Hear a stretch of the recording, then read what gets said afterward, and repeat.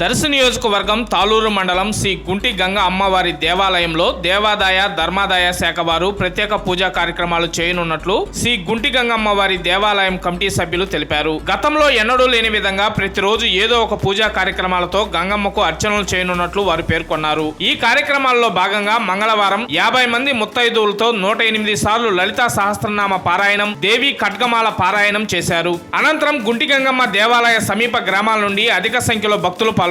రేపు అనగా గురువారం మహాచండీ హోమం నిర్వహించనున్నట్లు ఆలయ కమిటీ సభ్యులు వెల్లడించారు. భక్తులు ఈ కార్యక్రమంలో పాల్గొని విజయవంతం చేయవలసిందిగా శ్రీ గుంటి గంగమ్మ దేవాలయ కార్యనిర్వాహక అధికారులు తెలియజేశారు. ఆత్మ విద్య మహావిద్య శ్రీ విద్య కామసే